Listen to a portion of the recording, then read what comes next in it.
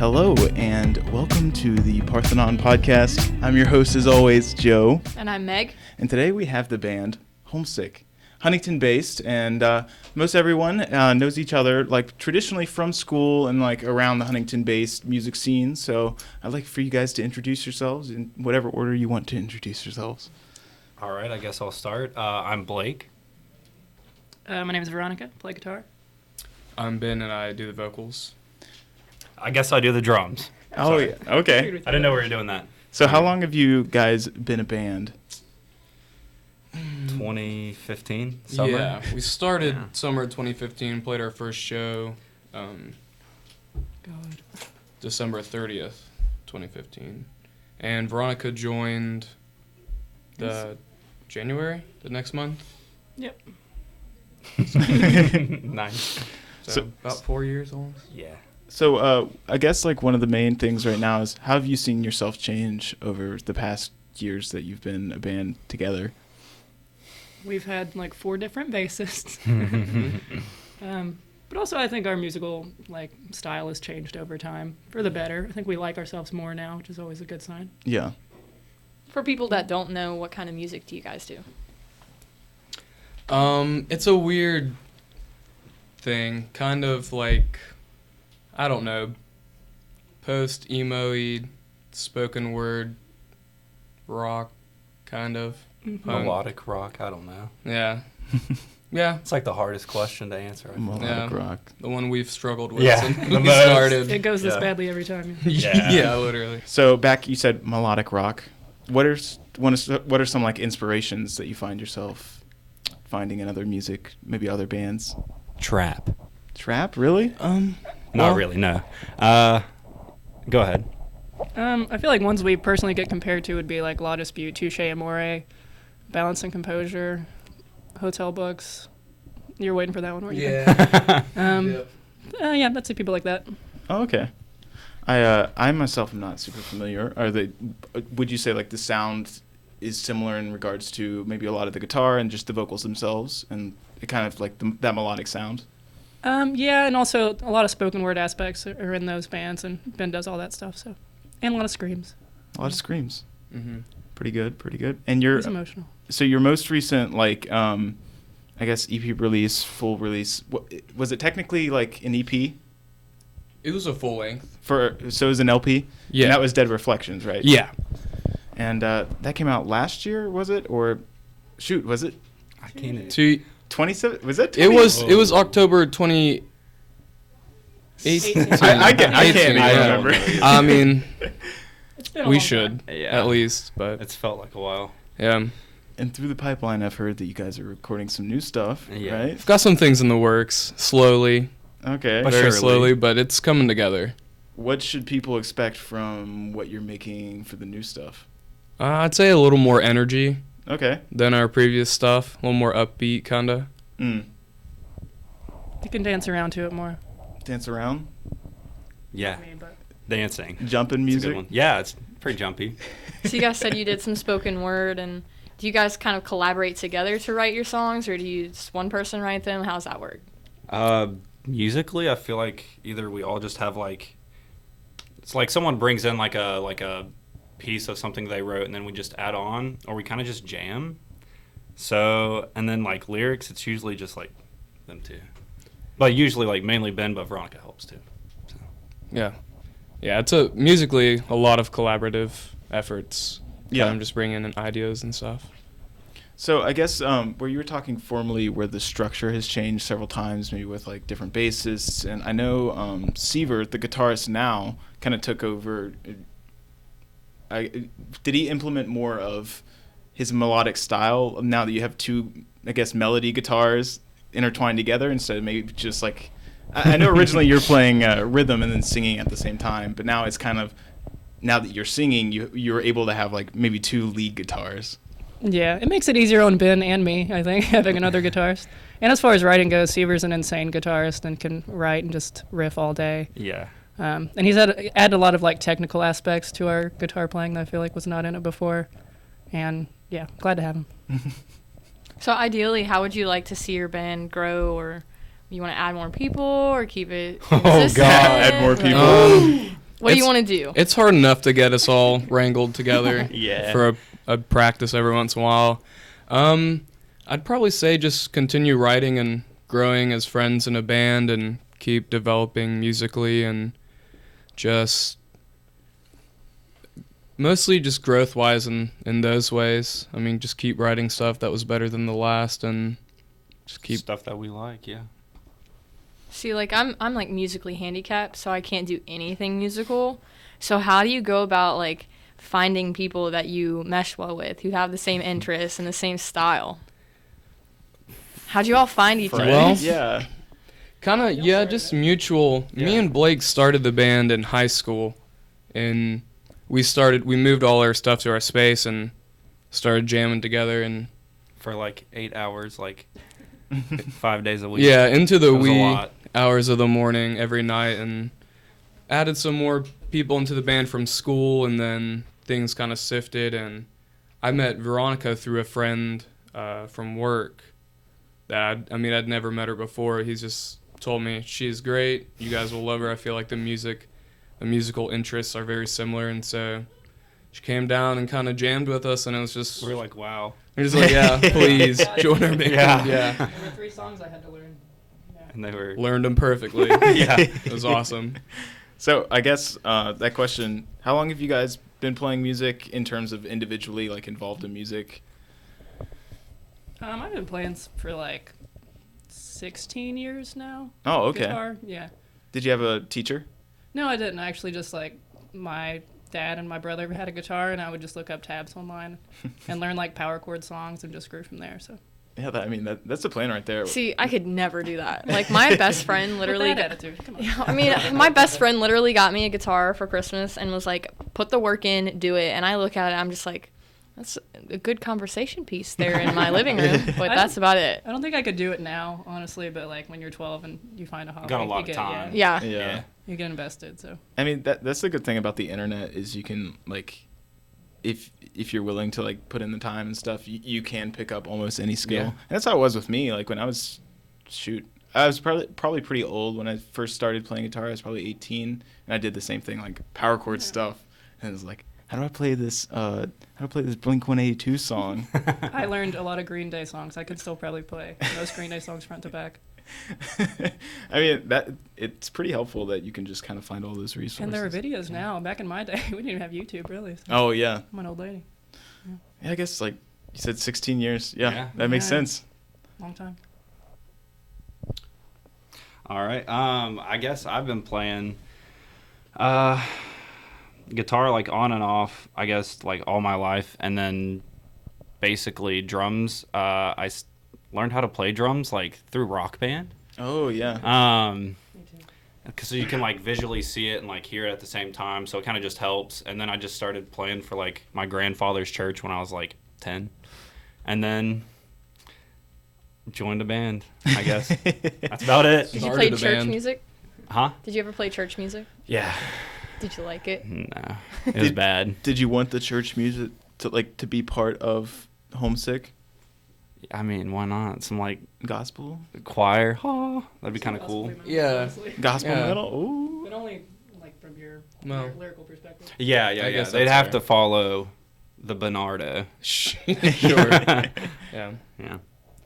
I've been playing guitar since like 5th grade. Yeah. I took some lessons, but mostly acoustic. I kind of liked campfire type songs, so Open chords kind of stuff? yeah, stuff like that. And I did my best when I played for Homesick. You did good. I did You okay. did good. Dude, we're on a roll today, man. Dude. Okay. What are you talking about? Like playing guitar and singing is one of the most like hardest things to do. It's just like you have to have so much coordination, and you did it. That's fair. It's difficult. I tried my best. Yeah. Yeah. Yeah, so you're like putting all of your energy into your voice, and you're also playing chords on top of that. That was difficult, and you did it. I'm happy to have free range as a vocalist now. So. He's let off the leash. Mm-hmm. Exactly. It's scary sometimes. Well, Can't be contained. Behind the drums, it's pretty you're mellow. safe back there for Yeah, the most yeah. part. In terms of the Huntington music scene, what have been your favorite locations to play at, or what has been your favorite show to play in the most recent history? Oh God.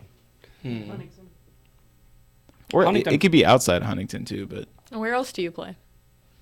I mean, Huntington. yeah, Huntington, Charleston. but you guys made a mini tour last year or 2 years ago. How long was like it? Two, 3. I thought that was 2017. Yeah.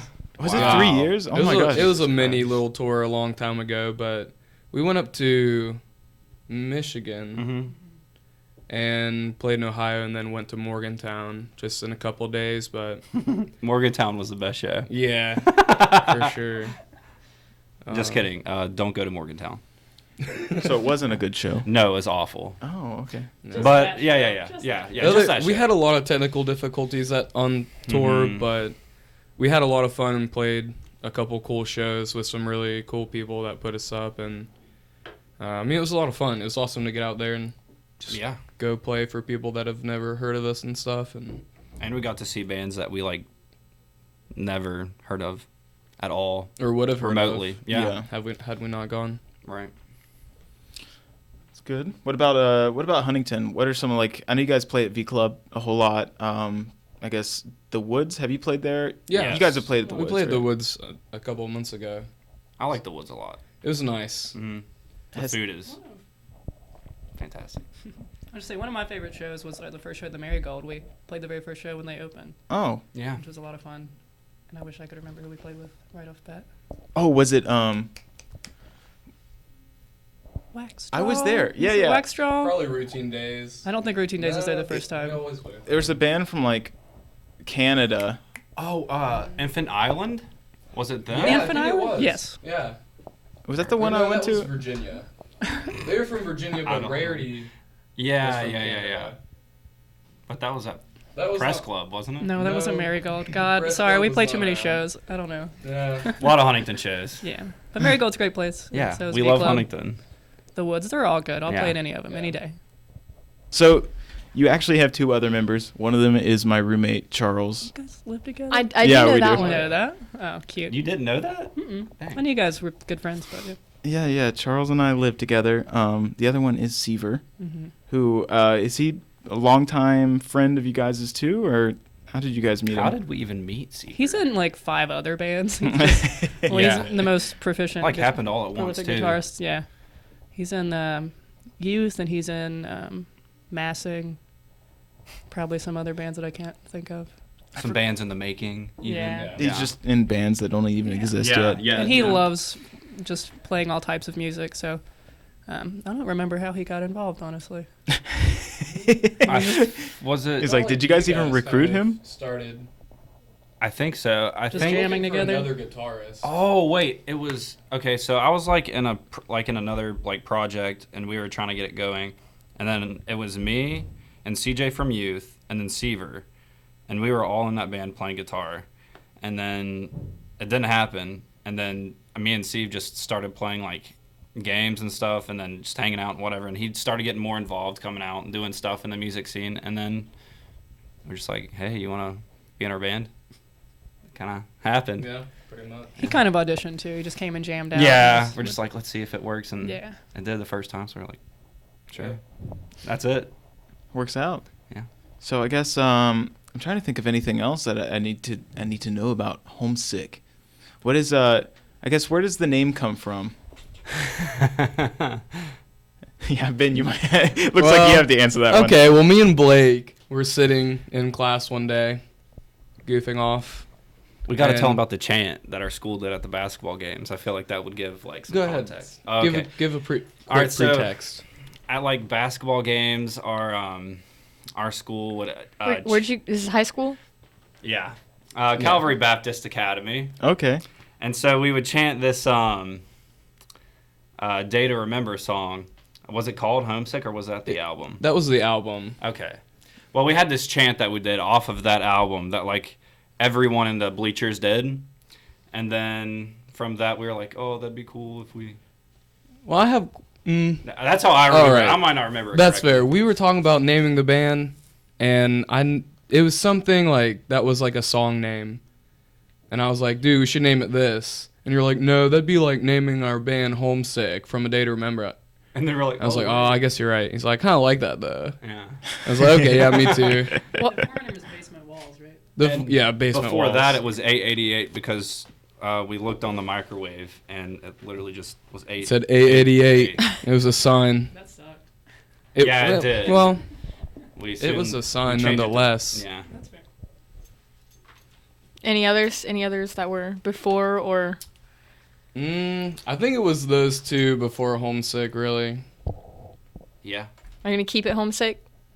At this point, might as well. I Yeah. mean, What if we changed it? Yeah, you could just change it for like 5 months You could and make then the go back. announcement on the podcast right now.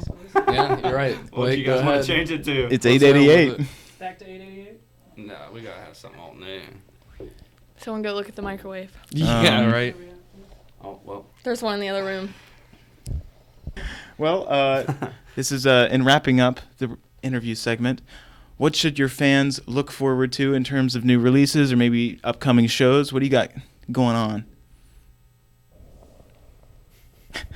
No shows booked currently, but we're recording a split EP with Yearling, a band based out of Charleston. Oh, yeah. A great band, one of my favorite bands.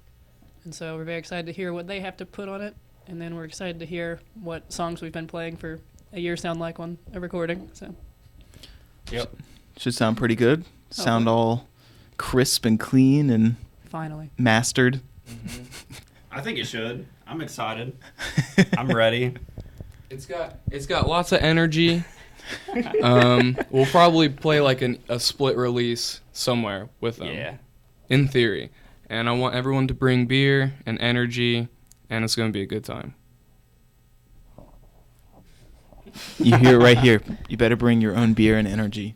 BYOB. Well, there will About be to beer. say I'll bring some beer too, but you know. BYOBE. Yeah. Please. Bring your own That's beer your new energy. band name. Yeah, there we go. It's like a YMCA style thing. Well, I want to thank everyone for tuning in. Thank you, Ben. Thank you, Veronica. And thank you, Blake. Thank you, Joe. So sorry, Charles. My good boy Charles couldn't be here with you, and Steve as I miss well. him every day. We love keeping Charles around. Yeah, we do. He's the heartthrob. Oh It's yeah. got to be somebody. I miss him too, and I see him every day. So He's a missable guy. yeah, He's elusive. he's a heartthrob, like you guys said. Mm-hmm. So, all right. Well, thanks for coming on. Catch you guys next time. And that concludes our interview segment for the day, and that was Homesick. BYOBE, maybe. Always a treat. Mhm. So what story do you have there, Meg? What is Well, that? I have a story that our reporter Talor Bennett wrote. It is about a library event that encourages students to write to troops deployed into the Middle East with West Virginia Army National Guard, which, if you're a podcast listener of previous episodes and such, you would know I am also a part of said organization. What? Yeah, I'm a wacky. soldier. It's wacky. Yep. Well, the I don't believe it. I know, when you look at me, you would really never think it. You would really never think it. I get that often. People don't really believe that I'm in the military, but yep. I have a lot of feelings towards that I won't discuss. Anyway, Yeah. Talor did a great job in this article. She said, so basically the event is hosted by Marshall University Libraries, and they're sponsoring it throughout the week for those who are interested in writing Valentine's Day letters filled with words of encouragement to our local troops from January 27th to the 31st. So if you're hearing this, you've got a day or two left to do it. So,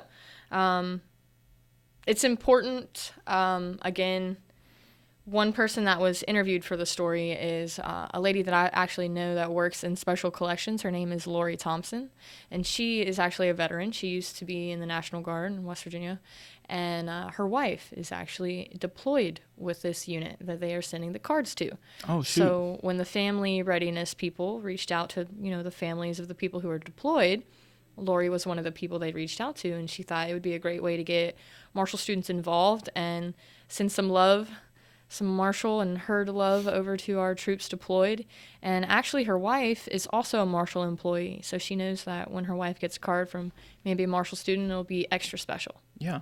So Morrow and Drinko libraries have tables set up for students who want to write, color, and add stickers to their cards that they write to the troops. So you can kind of decorate them, or you can also donate things to be put in a care package to be sent out to them as well, which, from personal experience, are much needed. Yeah. I haven't been deployed, but I was in basic training and like AIT, and obviously not comparing that experience to somebody who's been deployed, but like I know what it feels like to kind of be cut off from the world, and having something physical and tangible to remind you of home makes a huge difference in someone's morale and motivation, especially to get through that. So a lot of people in the Guard are college students as well. I mean, there might be some Marshall students and that could have been sitting in class with you or previous semesters and, you know, are deployed right now. So Think about then. Yeah. I would encourage people to do it. I'm going to do it now that I know about it. So I think it's not often recognized that, like, troops, like, you hear about all the glory and the honor and you love seeing people come home, but, like, the everyday mundane routine of all the hard physical work and stuff that you do really takes a toll on you. Yeah. Like, you don't necessarily have to be in combat to be going through stuff with the military. I mean, I personally know that. There have been some really crappy times for me doing stuff, especially in training, and it's really strict. I mean, you miss everybody that makes you feel like you're at home and you have comfort. So that's super important to send things to people deployed. Yeah, it's really tough experience that not a lot of people know about. Like even the jobs that involve just the detailing and everything just outside of. I mean, there are a lot of different roles that even people aren't even aware of within the military. Oh yeah, for sure. There are definitely a lot of support. They're called MOSs. They're military occupational specialties. It's just a fancy word for job. A lot of military jobs that support people who are on the front lines. That work is, you know, maybe not as imminent danger, but it's still very, very taxing mentally and physically all around. So yeah, those people definitely need supported. I'm pretty sure that the unit that is there is a support unit. They're not like, you know, boots on the ground infantry shooting at the bad guys, but, you know, their mission is still very important and they need supported too. So moving forward, there is the show Aesthetic Journalism. It's a new exhibition that kind of melds the idea of artistic expression with journalism. And isn't that interesting? I always thought, like, I think so. The idea of the exhibit is that it's implementing work from 6 different Marshall students, and most of which have a relation to the Journalist College, the JMC, Journalism Mass Communications. We all know about that. Mm-hmm, mm-hmm. I know them quite well. I know them quite a few. I know them quite a few as well. Yeah, and so the exhibit itself is going to be open, and you can view it up until February 20th. So it's going to be open for quite a while. So I feel like everyone should check it out. Where is the exhibit, Joe? It's in the Burke Art Gallery in Smith Hall. Wonderful. Right here where we're recording is technically Smith Hall. Yeah, Smith Hall. It's like the same floor. You just go throughout the hall. You just go to the other side that people have never ventured to. The one past the vending machines. What? Yeah. Going past the vending machines? Yeah. Yeah. I ain't about that life. Come Not on. into the atrium, the other way. Yeah. Psh, cut that atrium crap out of here. Yeah. Well, here's the idea. So it is being organized by Tisha Baumgartner, which a lot of people in the journalism college would know. She's beneficial in helping the video production major get off the ground, and she wanted to organize this to kind of show a lot of different artistic pieces that didn't necessarily fit into something that would directly be applicable to, you know, television, TV, radio, anything like that you would consider journalism to fit into. So, you know, a couple of things might just be like documentary photography pieces. Mm-hmm. It all tells a story, which ultimately is what journalism is. It's storytelling. Yeah. And so, I mean, that's what's really interesting is journalism isn't just those normal formats that we think of, like news, radio, television. It's not like that. There's more to news than just hard news about, you know, 2 people lost their lives in a car crash today at 4 p.m. Yeah. on so-and-so highway. It's it definitely tells stories that not a lot of people see, and it can tell stories, the same story from so many different perspectives based on the medium that you use, photos, video, whatever. Yeah. So I think this is neat. It's a good way to tell stories in a more creative, artistic way. Exactly. That's what I'm saying. Yeah. So keep an eye out for that, and I'm glad events like this are happening and that we're kind of highlighting the more interesting sides of journalism that just aren't, like you mentioned, hard-hitting news. Mm-hmm. Things to look forward to next month. Next month is a month of many different events. I know February has always been traditionally a busy month for everyone. That with Groundhog's Day, one of the most celebrated holidays of all time. Is a groundhog it's a mammal, but like I feel like it's a mammal. It could be a marsupial, you know? I know it's not, but I want it to be. I don't think it lays eggs. No, but what if it did?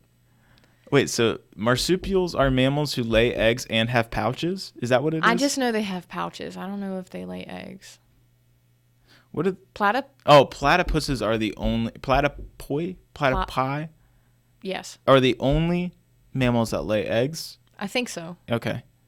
And so marsupials have pouches, I think. Mm-hmm. I think of a kangaroo. I also saw one the other day that said, what animal was... Koalas are marsupials. Yeah, there was one in America, in the United States, that was... paused to find out what the only marsupial in the United States is. While you're looking that up. So yeah, February is filled with lots of events. One, it's Black History Month. What? How could I have forgotten? It's the opossum. Oh, yes. The opossum. Yeah. Possums are so strange to me. Freaking love It's opossum. like a rat combined with like a... I don't know. It's weird, isn't it? Is it technically a rodent too? It's classified as a marsupial. Can a marsupial also be a rodent, or is it like Let's see. cancel it out? Let's look up possum facts. So with that, there's Valentine's Day, Black History Month, Groundhog's Day, like I was talking. So of course, look around for all these martial events that are surrounding all of these great holidays and great celebrations. What did you find out? The opossum is a successful scavenger thanks to its adaptability and excellent immune system. Of the 100-plus opossum species in the world, the most common and recognizable in the United States is the Virginia opossum. Not the West Virginia, but the Virginia. Okay. Below, explore facts about the Virginia opossum, including its habits and how to identify damage. What does that mean? Anyway. I have a family of raccoons that lives in my neighborhood. I love raccoons too. And I saw one run down a sewer drain the other day. Yeah, that's what they do in my neighborhood. Is they just live in the storm drain. They Yeah. They just scavenge and go in there. So Is it warm in there? I don't know. Maybe. I'm sure it's stinky. Maybe they like dank, dark places. Sounds like every bar in Huntington. Sounds like Hot Corner. Rip. Rest in peace. Yeah.